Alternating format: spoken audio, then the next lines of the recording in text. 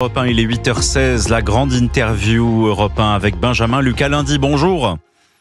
Bonjour à vous. Député écologiste et social des Yvelines. La décision est tombée. Hier soir, le Conseil constitutionnel a tranché au nom du principe de précaution et jugé la réintroduction de l'acétamipride contraire à la charte de l'environnement. Alors, Benjamin Lucas Lundi, vous êtes sans doute soulagé ce matin, mais tout de même, pouvons-nous nous réjouir que 9 juges non élus s'arrogent un pouvoir législatif et censurent partiellement une loi adoptée au Parlement ? Enfin, monsieur, pardon, vous me demandez si je me réjouis que l'état de droit existe dans ce pays. Oui, je m'en réjouis. Que le droit soit plus fort que les lobbies de l'agrochimie et leurs perroquets gouvernementaux et médiatiques, je m'en réjouis. Ça s'appelle l'état de droit. Si on peut se parler librement ce matin, je peux répondre à votre interview, vous pouvez poser les questions que vous voulez. C'est parce que nous sommes dans un état de droit et pas dans une dictature. Et donc, la loi constitutionnelle, elle s'impose à tous. Et elle est plus forte que tous, et c'est pas des parlementaires, des ministres qui seraient au-dessus des lois, au-dessus de la norme constitutionnelle. Je me rappelle que la charte de l'environnement, et je lui rends hommage, elle a été inscrite dans l'ordre constitutionnel par Jacques Chirac, qui, à ma connaissance, n'était pas un dangereux gauchiste adversaire du pouvoir populaire et législatif.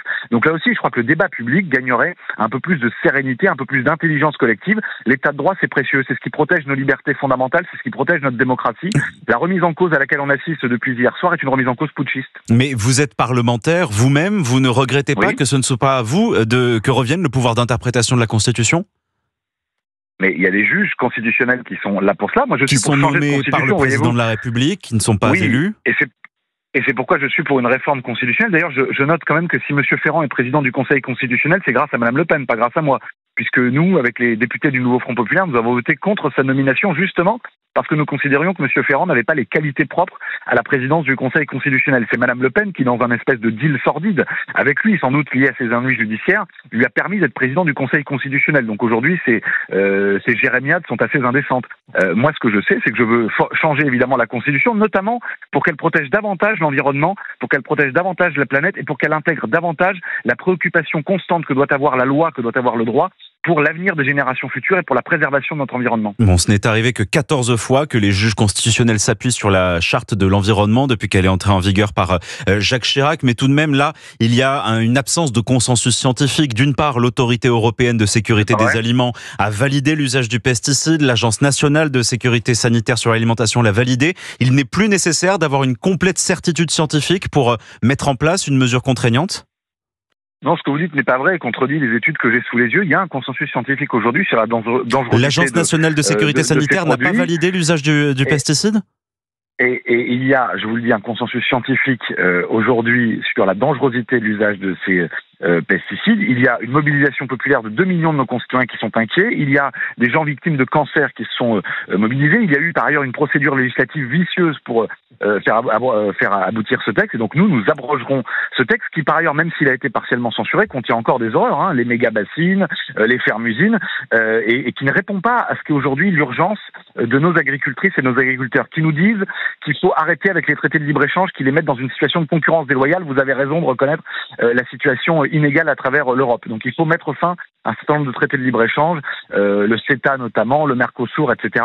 Et il faut mieux se battre en Europe pour des normes qui soient communes et pour que ce que nous proposions, nous, dans le cadre de l'examen de cette loi, les écologistes avaient déposé un amendement qui a été qualifié d'amendement d'obstruction par la ministre, mais qui enfin permettait qu'on interdise de vendre en France des produits qui justement utilisaient des pesticides que nous interdisons chez nous, ce qui paraît être du bon sens. Donc nous abrogerons cette loi et nous nous intéresserons aux vraies préoccupations des agriculteurs, c'est-à-dire leur pouvoir d'achat, leur capacité à produire, et puis un modèle d'agriculture, oui, qui soit respectueux des hommes et de la planète. Bon, 2 agences indépendantes n'ont pas statué sur la dangerosité de ce pesticide, et ce qui permet notamment à 26 pays européens aujourd'hui de pouvoir utiliser l'acétamipride. Ça veut dire qu'in fine, cela va se retrouver dans l'assiette des Français.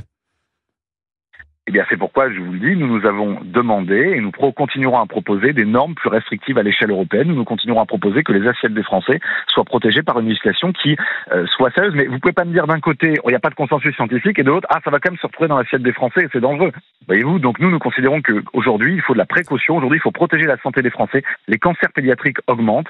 Les expositions aux perturbateurs endocriniens, on élargit le sujet là, mais aux perturbateurs endocriniens, un certain nombre de produits toxiques, elles augmentent ces dernières années, ces dernières décennies, à cause d'un modèle agricole qui n'est pas un modèle respectueux ni des agriculteurs, sont les premières victimes de ces pesticides, ni les Français, ni la planète. Parlons-en justement de ces agriculteurs en difficulté particulière qui parfois sont obligés de renoncer à leur production puisqu'ils n'arrivent plus à joindre les deux bouts et la succession de normes les pousse parfois à arracher des pieds de vigne puisqu'ils ne peuvent plus s'en sortir économiquement parlant. Ces mêmes pieds de vigne qui font défaut aujourd'hui aux Corbières. On voit bien que le feu qui s'est développé ces derniers jours dans le département de l'Aude a été particulièrement sa vélocité en tout cas a été encouragée par l'absence de vignes, des vignes que l'on a arrachées par hectare entier ces dernières années puisque les agriculteurs ne s'y retrouvaient pas. Est-ce que rajouter encore une difficulté à cette profession qui aujourd'hui multiplie les difficultés, eh bien ce n'est pas desservir finalement la cause environnementale et accélérer les incendies en France?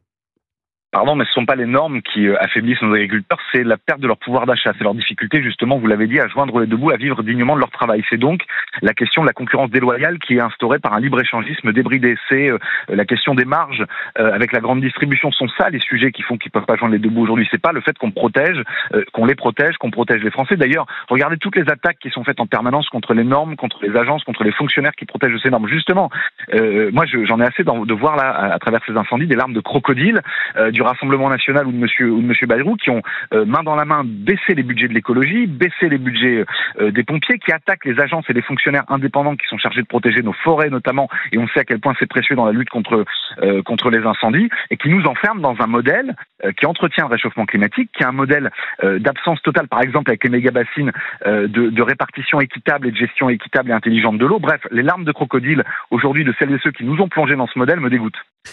Parlons de l'autre décision qui a été censurée par le Conseil constitutionnel, le rallongement de 90 à 210 jours de la durée de maintien en centre de rétention des étrangers qui ont été condamnés pour des faits d'une particulière gravité et qui présentent de forts risques de récidive. Ça veut dire que le statu quo est acceptable, Benjamin Lucas-Lundy ? Ça veut dire qu'aujourd'hui la France n'est pas respectueuse d'un certain nombre de dispositions contenues dans la Déclaration des droits de l'homme et du citoyen, dans la Déclaration universelle des droits de l'homme, et que c'est un problème quand on est la patrie de la Déclaration des droits de l'homme et du citoyen. Et ça veut dire que le modèle qui est aujourd'hui le nôtre de centre de rétention est un modèle obsolète, est un modèle inhumain. Moi j'en ai visité plusieurs fois. Avec lequel il faut rompre, évidemment, oui. Et protéger ça veut dire les Français d'étrangers dangereux, c'est pas attenter aux droits de l'homme et du citoyen. Hein. Non mais monsieur, pour protéger les Français, pardon, mais commençons par ne pas faire de l'austérité et baisser les budgets qui permettent de recruter des policiers, de mieux les former, d'avoir des commissariats en plus grand nombre. Mais ces mêmes policiers, c'est ça aujourd'hui le sujet pour protéger les Français. Ces mêmes policiers, ils expliquent que quand ils arrêtent un étranger dangereux qui est mis en centre de rétention administratif, au bout de 3 mois, il ressort et il va dans la rue puisque certains pays n'acceptent pas de reprendre leurs ressortissants condamnés. Monsieur, moi je suis pour qu'on applique la loi. Quand quelqu'un a commis un crime et un délit, je sais pas ce que vous appelez dangereux, quand quelqu'un a commis un crime et un délit, il doit être jugé et le cas échéant condamné. Et donc appliquons la loi, donnons les moyens à la justice d'aller aussi sans doute plus rapidement que d'être engorgé en permanence. Voilà, si vous me demandez est-ce que c'est un individu dangereux, je vois que monsieur Sarkozy est toujours dans la nature aujourd'hui. Bon, donc le laxisme, il est sans doute partout. Ce que je veux dire en l'occurrence, c'est que nous avons des modes de protection des Français, nous avons une police républicaine, nous avons une justice, et qu'il faut investir, lui donner les moyens de fonctionner et pas faire toujours des espèces d'effets d'annonce sécuritaires comme ça qui ne résolvent rien. Benjamin Lucas-Lundy, on parle beaucoup de l'union des droites cet été avec différents profils qui se lancent à la présidentielle de 2027. Est-ce qu'il y a une possibilité, vous-même à gauche, de trouver un leader commun ? Alors vous avez raison, il y a aujourd'hui une forme de fusion des droites et de l'extrême droite qui est à l'œuvre. Moi, par exemple, je suis élu de Mantes-la-Jolie où le maire Horizon travaille pour monsieur Sterin, c'est-à-dire pour celui qui s'est donné comme projet de faire gagner l'extrême droite raciste et nationaliste dans ce pays. Donc il y a aujourd'hui un danger qui pèse sur la République, d'une bascule d'une partie de la droite vers l'extrême droite de madame Le Pen et de monsieur Zemmour, ce que certains appellent l'union des droites, qui est en réalité une abdication de la droite républicaine face à l'extrême droite raciste et nationaliste. Et donc face à cela, il faut une gauche qui soit à la hauteur de l'histoire, comme nous avons su le faire au moment du nouveau Front populaire il y a plus d'1 an maintenant. Donc il faut une gauche qui se rassemble autour d'un programme de transformation radicale de la société, qui répond aux urgences du quotidien, qui intègre l'écologie comme un enjeu de sécurité nationale aujourd'hui. On le voit avec ces incendies qui traversent aujourd'hui le sud de la France, qui apporte un projet de justice sociale qui répare 10 ans de macronisme qui ont abîmé notre pays, qui ont fait augmenter la pauvreté, les injustices, les inégalités, qui remettent du soin dans la société. Bref, donc il faut l'union et le rassemblement des forces de gauche et écologistes. Jusqu'à la France insoumise ? Mais bien sûr, pourquoi ? La France insoumise pris sa part du barrage républicain pour empêcher l'extrême droite de gagner dans ce pays. La France Insoumise est une force de gauche que certains peuvent qualifier de radicale. Enfin, je suis pas certain qu'elle ait un projet beaucoup plus radical que n'était celui que n'était le programme commun des socialistes et des communistes dans les années 70. Donc là aussi, il faut peut-être faire preuve d'un peu de mesure et de sérénité dans le débat public. Moi, je n'ai pas d'adversaire à gauche. Mon modèle, c'est le nouveau Front populaire, celui qui a permis qu'on empêche Le Pen et Bardella de gagner, celui qui a permis d'arriver en tête en juillet 2024. Donc avec Jean-Luc Mélenchon comme tête de liste, puisqu'on imagine mal la France Insoumise se passer de son leader. Écoutez, avec celui ou celle que nous désignerons collectivement, que nous soutiendrons collectivement, qui pourra nous permettre de l'emporter et ensuite d'agir et de transformer les sociétés. Et de ce point de vue-là, je pense qu'il y a de la place pour tout le monde. Et moi, je pense qu'il faut qu'on gouverne ensemble. Ce qui a fait le succès, relatif certes, mais succès quand même du nouveau Front populaire, c'est qu'il y avait tout le monde, c'est qu'il y avait toute la gauche, toutes ses familles, toutes ses sensibilités, et qu'ensemble nous nous sommes rassemblés, non pas simplement pour défendre la République face à l'extrême droite, mais autour d'un programme de 650 mesures, c'est-à-dire d'une ambition partagée pour transformer la société, pour répondre aux urgences du quotidien de nos concitoyens. Ça doit être ça notre boussole. Et puis les individus qu'ils portent, on verra après. Mais moi, je n'ai aucun tabou sur personne et aucun veto sur personne. Merci Benjamin Lucas-Lundi. On vous a entendu sur Europe 1, député écologiste et social des Yvelines. Merci d'être venu en direct pour la grande interview. Très bonne journée à vous. Il est 8h26 sur Europe 1. Vous écoutez Europe 1 matin. Dans un instant, vos revues de presse à la une. Cette tapisserie à Bayeux au cœur d'enjeux diplomatiques. Vous l'entendrez. 6h, 9h, Europe 1 matin.